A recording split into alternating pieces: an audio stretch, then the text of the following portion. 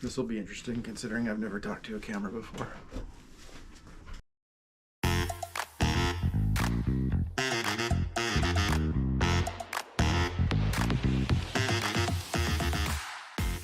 This video is an overview of changing the drivetrain on my bike from 3x7 to 1x12. The bike is a 2017 Giant ATX 27.5, which is a fairly entry-level bike with some decent bones to work with, and it serves as my gravel, bike packing, and general use bike. I'm fairly happy with most of the bike with one huge exception. It doesn't have low enough gearing for big hill climbs on the mountainous bike packing and day trips I prefer. And the rear gear set has what I consider road-biased gearing for 6 of the gears, with a huge jump to the lowest mega gear, as Shimano calls it. I'm constantly wanting lower overall gearing and searching for gears between 6 and 7 on the rear that just don't exist. I love the 1x12 setup on my Kona Big Hanzo trail bike, so I'm going to see if I can get close to that. Here's the existing gearing, which to me has multiple problems. The first one being that I'm looking at the top row, which represents the smallest chainring on the front. The far left gear, the 34, is just not low enough for climbing steep trails. And then the gap between that gear and the 24 tooth cog is just too wide. I'm always looking for gears in between there. On top of that, this is just an overly complex system when you're riding on rugged terrain that's varying a lot. It's just too complicated. This is the 1x gearing that I'm looking to convert to. It's just a much simpler system to use, much more intuitive.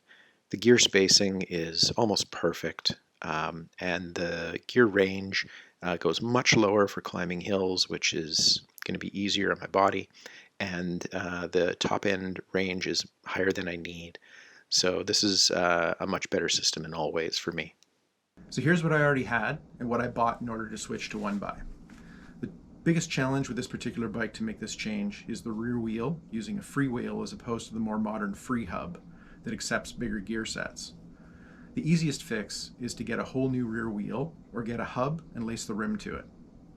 I found a used rear wheel newly built by a local seller on Craigslist with a Shimano hub. A couple of other more minor challenges. I may be able to make the crank work as it is. However, I decided to get a new set, so it would be hopefully a little bit lighter and a more clean installation. The other thing is the front shifters, the handlebar shifters, and the brake levers are integrated together on this current build, so I have to come up with a solution to fix that, and I'll figure that out a little bit later. So the crank I decided to get is one off of Amazon, and it's a budget option. It includes a threaded bottom bracket, as well as the full crank, and a choice of your front chainring, narrow wide teeth. I went with a 32, which I think will give me the best gearing for what I want to get. The other things that I purchased, a Shimano Deore derailleur. I'm really happy with the Deore Shimano shifting that I have on my other bike, a Kona Big Hanzo. And so I decided I wanted to mimic that, and this is a fairly budget option for pretty high quality derailleur. And to work with that, a shifter, Shimano shifter SLX. It was only a few dollars more than the Deore option, and so hopefully this will give even better performance. Finally, I went with a SRAM chain X01. There are cheaper options, the GX or SX models. After doing a little bit of reading, it seemed like this one gives significantly more life. The reason I've gone SRAM suddenly for the chain as opposed to Shimano, because I've got Shimano other components here, is because this all revolves around using an existing cassette 1x12 that I already have. This came with the purchase of my Kona bike when I bought it used. This was too good a deal to pass up. It's barely used, and as long as I can make it fit and work with all these other components, I think the combination of the SRAM cassette and the chain should work best. The newer Shimano chain require using all Shimano components to work best together, so I decided not to go that way. I think the place to start with this is to get the cassette onto the new rear wheel and make sure that's going to work.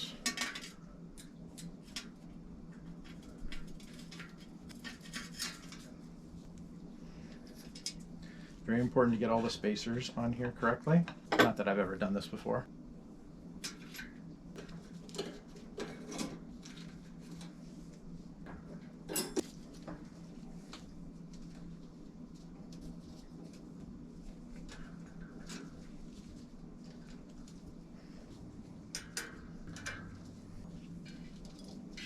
Takes a fair bit of patience.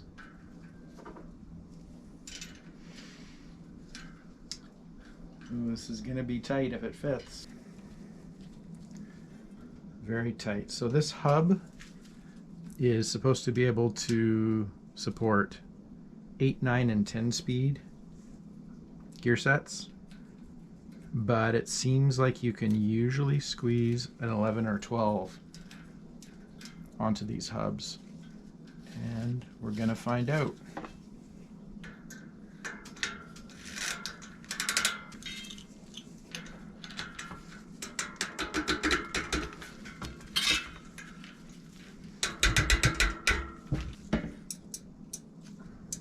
Oh wow. I don't know if there's enough clearance there. I think this portion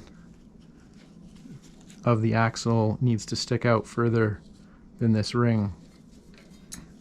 Are these all tight? Yeah, I think they're all tight. So, is there any clearance there? I don't know. I'm gonna have to try it and see if it fits or not.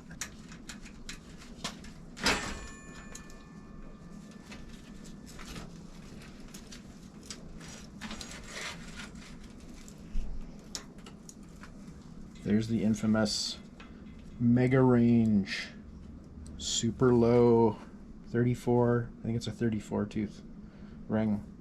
Not low enough for me. Maybe if I were fitter.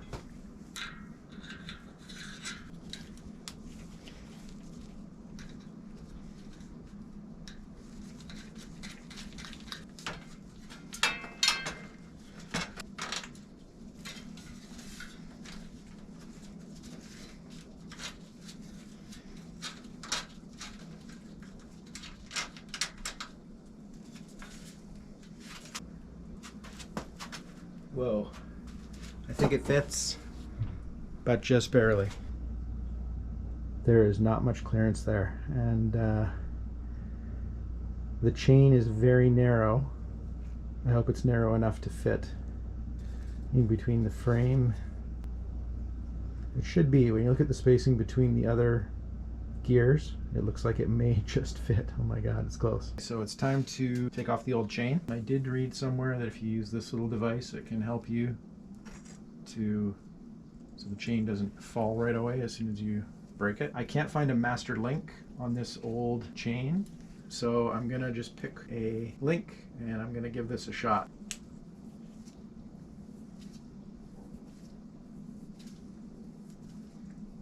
Let's see. Yes.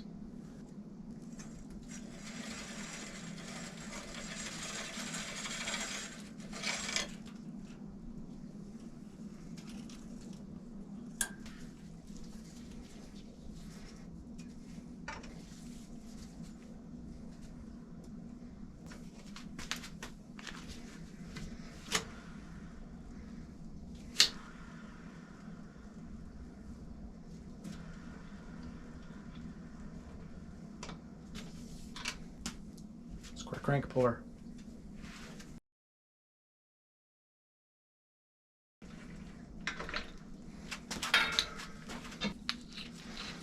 An ingenious device.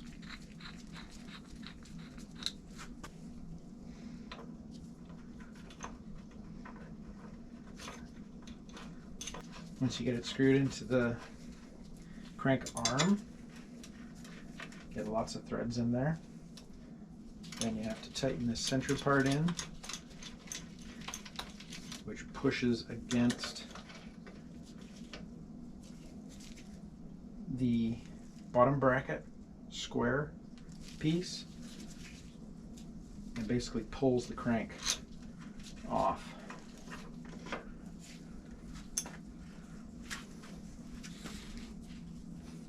So when it comes to removing the bottom bracket, special tool. In this case I have a torque wrench, but just a long wrench to get lots of leverage. I've already loosened this one. The right side, the drive side crank is reverse threads. You need to loosen by what would normally be tightening. And the non-drive side is opposite. It's just standard threads. There we go. The other side off.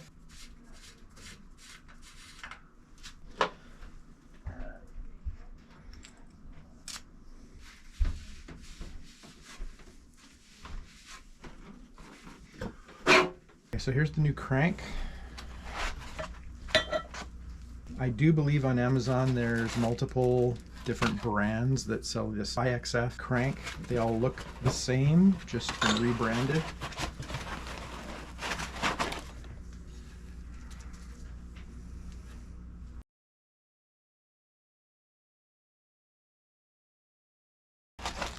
Bottom bracket, and there's some spacers, which the chain line between your front and rear cogs in optimal shape for shifting all the way from first gear to 12th gear. So it's a really flimsy, cheap piece of plastic that goes between the two sides, although really I don't think that's very important.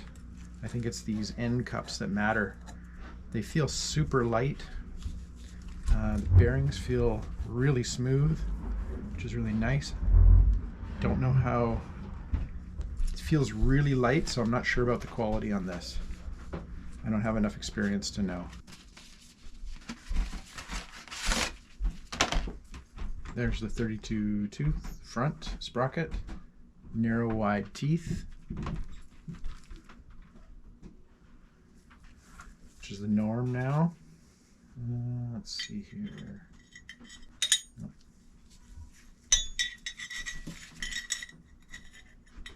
I'm actually not sure which side this goes on.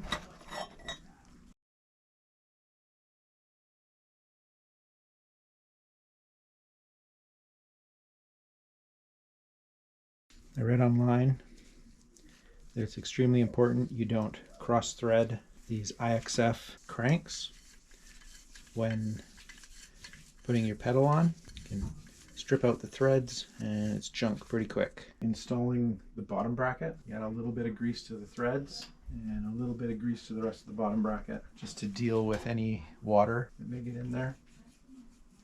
I'm going to install this with one spacer to start. There's no instructions, of course, that came with this. I am assuming that it's good to have one spacer there just to act as a washer, so you're not tightening the bottom bracket directly against the frame.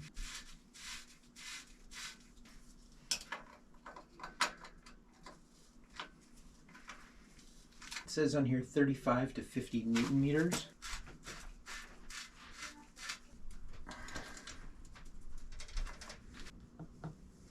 Sure, we've got a decent amount of grease on here. This was already greased once, but kind of scraped off when we installed it before.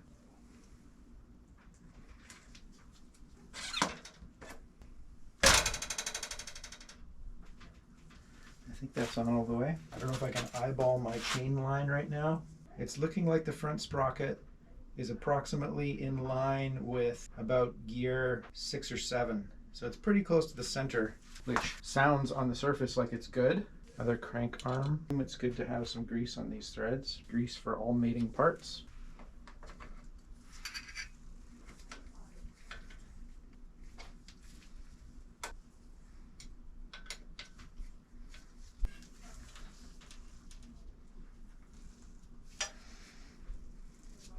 Feels like the crank arms are about the same distance of clearance from the rear chainstays, so that seems like a good thing. Now the last thing for this crank set, there's a little plastic plug that goes in the other crank arm side, probably just to keep debris out of the threads, and a little tool to finger tighten it on there. Okay, cranks it on. So the next step is to remove the old rear derailleur. First we'll release the cable. And release the derailleur from the hanger.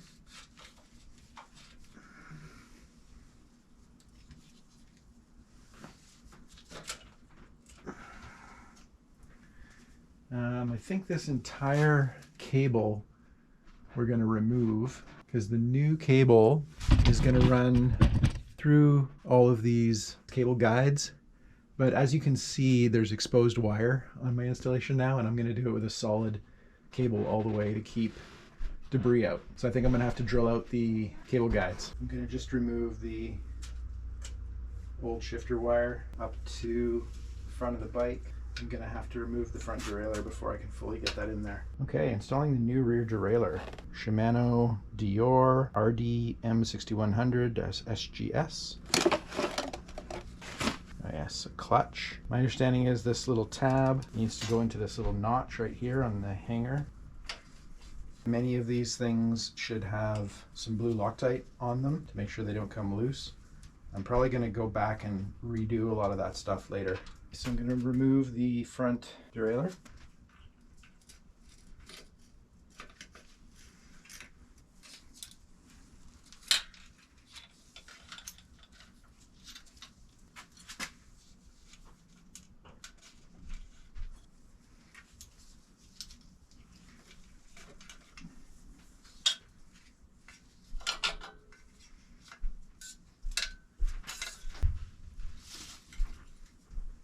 I guess it's time to talk about the brakes. My plan is to replace these combination gear shifter and brake lever with separate units. So I've got the separate shifter for the front, which is going to go here. And I have some Shimano hydraulic brakes that were from my Kona. These are mechanical brakes. They work reasonably well. I've been pretty happy with them, but it's generally considered an upgrade to go to hydraulic brakes. Let's just take a quick stock of where we're at here. Previously, I removed the old derailleur, cassette, chain, front crank, front derailleur, and all the associated cabling with all of that. That also meant removing the brakes, because the brakes and the shifters were built in to the same levers. So we've got the new crank on, pedals have been swapped over, the new derailleur is on. After removing the other brakes, I have added on some brakes that I had sitting around. The Shimano MT-400. I've just kind of temporarily run the cables for now. These are hydraulic. The old brakes were mechanical. New brake levers are on, and the front brake is installed as well. So the next step is to install the new shifter. So I've got the new shifter here. It's the cable is just coiled up and just sitting there. Now I have to install the external cable that will slide the inner cable into. I had exposed cables here before and down here on this portion, and I don't want to do that now. I want to keep it all contained to avoid dirt and dust and whatever getting into the cables. So in order to accommodate that, I have filed out this opening. Done it so far on 3 of these. The outer cabling will now slide through all the way so I can keep it all enclosed. I have one left to file out up here. I'd opted to just go for a very fine file and just do it just enough to fit the cable through.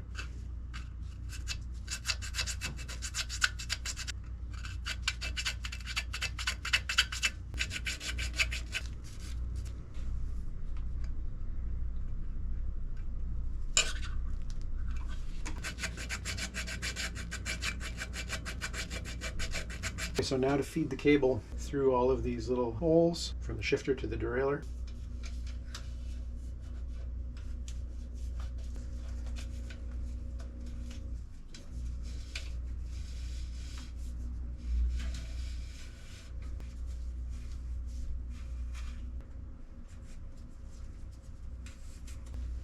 Okay, so I'm going to need just enough to get into the derailleur here. Put the ferrule on.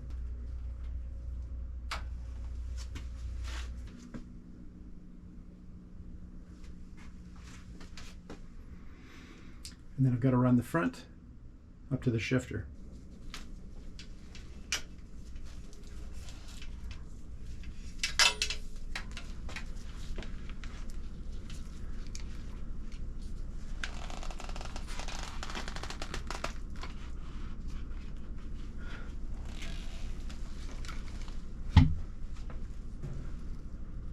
Now that I have my outer cable housing here, I just have to measure how long it needs to be to get to the shifter and then cut it off. It's coming around this side of the head tube. I would need to make sure that when I have it up here at the shifter, there's not going to be any binding when the handlebars are turned. That looks like about the maximum right there. So it's a little bit squished. Straighten out the tip a little bit again. Important step here, remember to put the ferrule on the end of the cable before feeding the shifter cable through the outer cable. I think Shimano recommends that you put some Shimano cable grease on this before you insert it. I've also seen opinions that say that you really don't need it on a new cable and a brand new outer cable, as there won't be any debris or anything inside, and they're kind of pre-lubed. So I'm going to try it just as is. And I see the cable has come out the other end. That's good.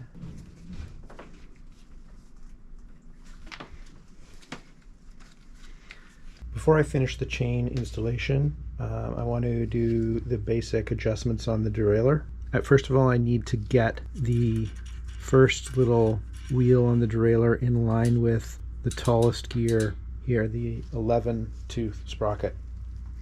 And to do that, I should be able to just adjust this screw here. To my eye, that's straight. So to adjust the derailleur for the 12th, the biggest sprocket, I have to manually push it over here. It needs to go a little bit further.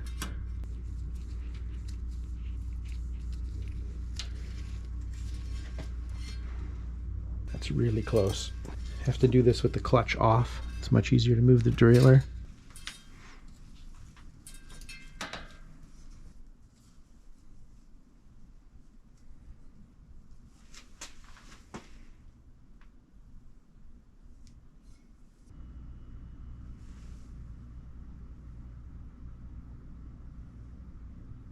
Okay, so from what I understand, this is the way to size a chain, a new chain on a 12-speed, 1x12. Run the chain across both of your biggest sprocket in the rear, the one in the front. Completely avoid your derailleur. Make sure it's taut, and then bring these two ends together. As you can see, we've got an inner link and an inner link here that could be joined by the quick link there. However, we need extra chain for when we actually run it through the derailleur. So my understanding is 4 to 5. You count 4 to 5. 1, 2, 3, 4. And because this is an inner link, that's the one we would break right there. Because this is my first chain that I've ever sized, I'm going to do it 2 links extra because we need to end on an inner one, just to see if it works that way, because I can always remove another link after.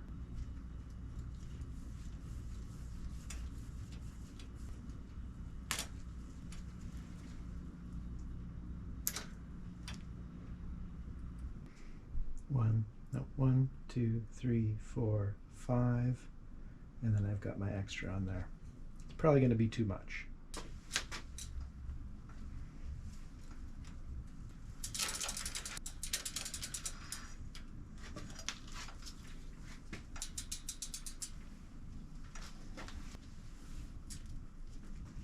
So now that our chain is properly run through the derailleur, we need to install these called quick links. Can't remember what SRAM calls them. And they are directional. There's a little arrow on them.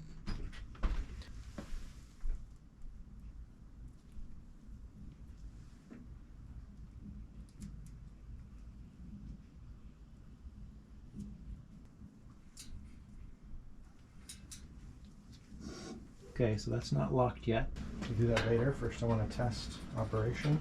So as far as I can tell, I guess this is probably an indicator that the extra 2 links that I have in there is probably more than I need.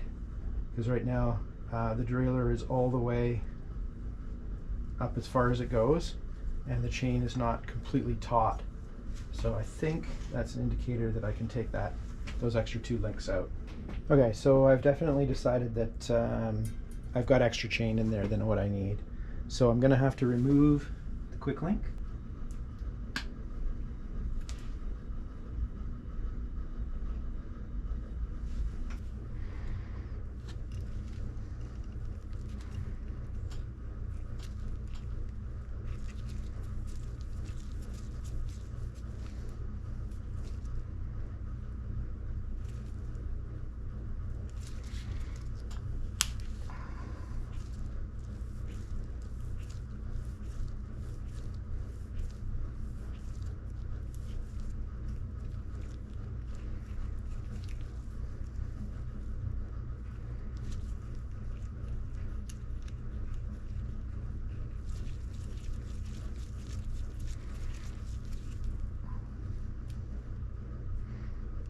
push the pin all the way through, which I was trying to avoid.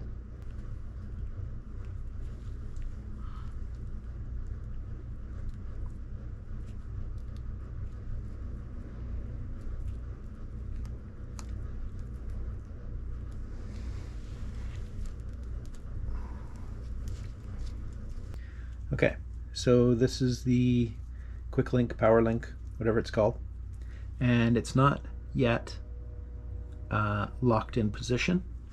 I'm happy now with my chain length, and so I'm told the way to do this is to hold the rear brake, get in the position you want. It has to be on the upper part of the chain run. Hold the rear brake, and then I should be able to just hammer the crank down, and it should stop abruptly and lock. Let's try this. I don't know if it's locked all the way. It looks like it may be part way. I'm gonna try it one more time.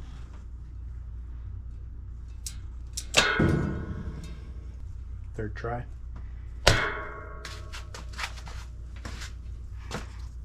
There, that looks locked now. Let's see if I can now pedal without losing the chain.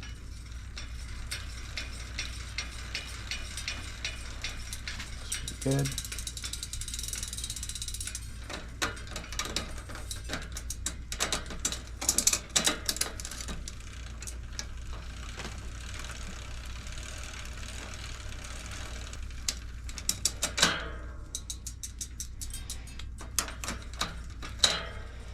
Okay, so it's time to connect the shifter cable to the derailleur.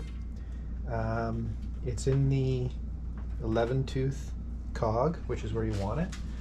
You need to click the shifter to make sure that it's all the way loose.